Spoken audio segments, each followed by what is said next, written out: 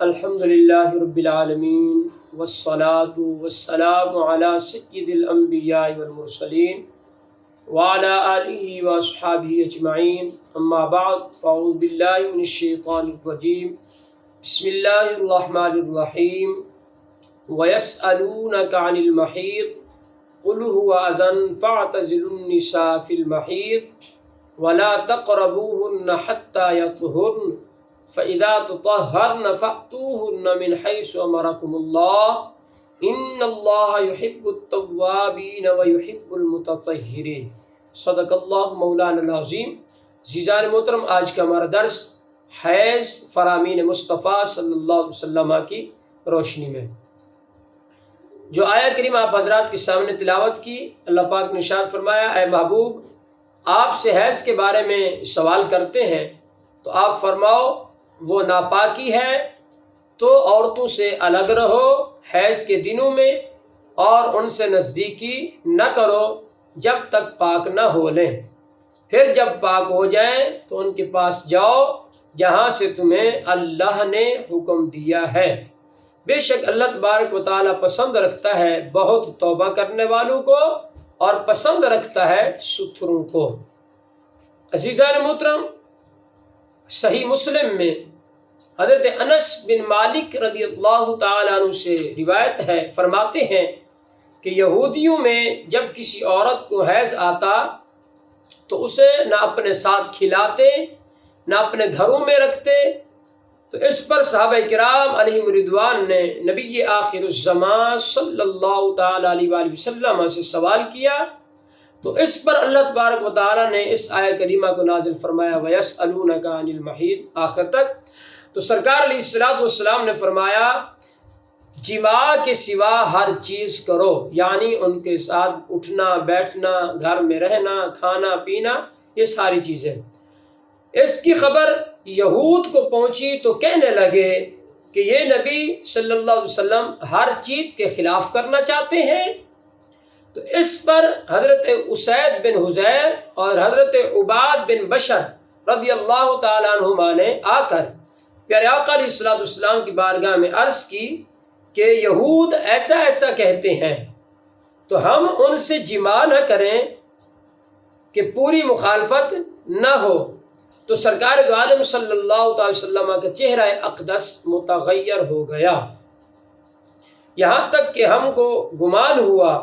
کہ ان دونوں پر سرکار نے غضب فرمایا۔ وہ دونوں چلے گئے، اور اس کے بعد سرکار علیہ السلام کے پاس دودھ آیا، تو نبی کریم صلی اللہ علیہ وسلم کے پاس جب یہ آیا تو سرکار نے ایک شخص کو بھیجا، فرمایا جاؤ ان دونوں حضرات کو بلا کے لے آؤ۔ جب وہ دونوں آئے تو میرے آقا علیہ السلام نے وہ دودھ ان کو پیش فرمایا، اور انہوں نے اس کو نوش فرمایا، وہ اس پر کہ اس وجہ سے کہ حضور نے ان پر غضب نہیں فرمایا تھا، تاکہ ان کے دل میں کوئی ایسا معاملہ نہ رہ جائے۔ حدیث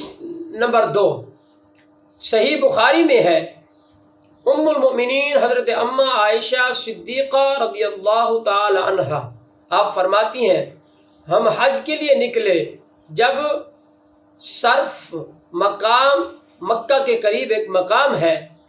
جب ہم یہاں پہنچے تو مجھے حیض آیا، تو میں رو رہی تھی کہ نبی کریم صلی اللہ علیہ وسلم میرے پاس تشریف لائے، فرمایا کیا ہوا، کیا تو حائض ہوئی؟ میں نے عرض کی جی ہاں۔ سرکار نے فرمایا کہ ایک ایسی چیز ہے، یعنی حیض ایک ایسی چیز ہے جس کو اللہ تعالیٰ نے بنات آدم پر لکھ دیا ہے، تو سوائے خانہ کعبہ کے طواف کے سب کچھ ادا کرو جیسا حج کرنے والا ادا کرتا ہے۔ اور فرماتی ہیں سیدہ کہ حضور نے اپنی ازواج مطہرات کی طرف سے ایک گائے کی قربانی کی۔ حدیث نمبر 3 صحیح بخاری میں ہے، عروہ سے سوال کیا گیا کہ حیض والی عورت میری خدمت کر سکتی ہے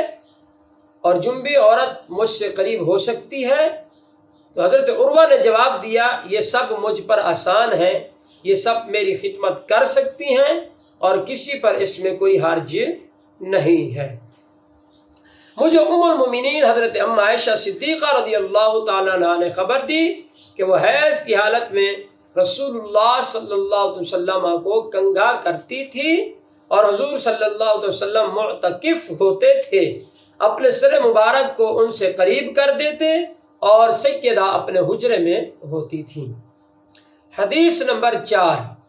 صحیح مسلم میں حضرت ام المؤمنین اما عائشہ صدیقہ رضی اللہ تعالی عنہا آپ فرماتی ہیں کہ زمانہ حیض میں پانی پیتی، پھر حضور صلی اللہ تعالی علیہ وآلہ وسلم کو پیش کرتی تو جس جگہ سے میں نے منہ لگا کر پانی پیا ہوتا سرکار علیہ السلام بھی اسی جگہ سے پانی نوش فرمایا کرتے تھے، اور اسی طرح میں گوشت کے لیے ہڈی اٹھاتی اس سے جہاں سے میں گوشت کھاتی، پھر سرکار کو پیش کرتی تو سرکار علیہ السلام بھی اسی جگہ سے گوشت تناول فرماتے جہاں سے میں نے تناول کیا ہوتا تھا۔ تو عزیزان محترم، اس سے بھی یہ بات ثابت ہو گئی کہ ایسی حالت میں اپنی عورتوں کے ساتھ اٹھنا بیٹھنا کھانا پینا سب جائز ہے۔ حدیث نمبر 5، صحیحین میں حضرت ام المؤمنین رضی اللہ تعالی عنہا سے مروی ہے کہ فرماتی ہیں میں حیض میں ہوتی اور حضور صلی اللہ علیہ وسلم میری گود میں تکیہ لگا کر قرآن کی تلاوت فرماتے، اور اسی طرح حضرت ام المؤمنین سیدہ ام عائشہ صدیقہ رضی اللہ تعالی عنہا سے مروی ہے، فرماتی ہیں حضور نے مجھ سے فرمایا کہ ہاتھ بڑھا کر مسجد سے مصلی اٹھا دو۔ میں نے عرض کیا رسول اللہ میں حائض ہوں، تو سرکار نے فرمایا تیرا حیض تیرے ہاتھوں میں نہیں ہے۔ حدیث نمبر 7، صحیحین میں ام المؤمنین حضرت سیدہ میمونہ رضی اللہ تعالی عنہا سے مروی ہے، فرماتی ہیں کہ رسول اللہ صلی اللہ تعالی وسلم ایک چادر میں نماز پڑھتے تھے جس کا کچھ حصہ مجھ پر ہوتا اور کچھ حصہ سرکار علیہ السلام پر، اور میں حالت حائض میں ہوتی۔ حدیث نمبر 8، ترمذی و ابن ماجہ نے حضرت ابو ہریرہ رضی اللہ تعالی سے روایت کی کہ رسول اللہ صلی اللہ علیہ وسلم نے فرمایا جو شخص حیض والی عورت سے جماع کرے یا پچھلے مقام سے جماع کرے یا کاہن کے پاس جائے اس نے کفران کیا اس چیز کا جو محمد صلی اللہ تعالی علیہ وآلہ وسلم پر اتاری گئی۔ رزین کی روایت ہے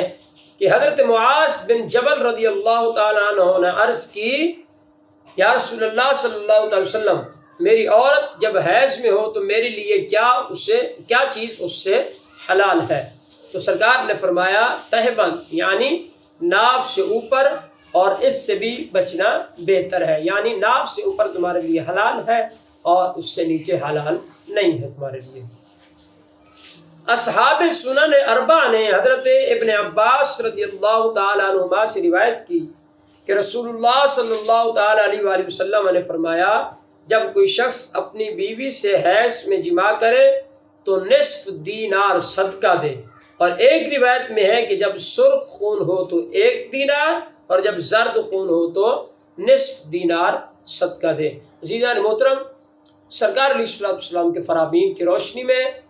حیض کے حوالے سے احادیث کریمہ آپ نے سماعت فرمائی۔ اللہ پاک کی بارگاہ سے دعا ہے اللہ تبارک و تعالی ہم سب کو شریعت مطہرہ کے صحیح اصولوں پر عمل پیرا ہو کر زندگی بسر کرنے کی توفیق عطا فرمائے۔ آمین۔ وآخر دعوانا الحمدللہ رب العالمین۔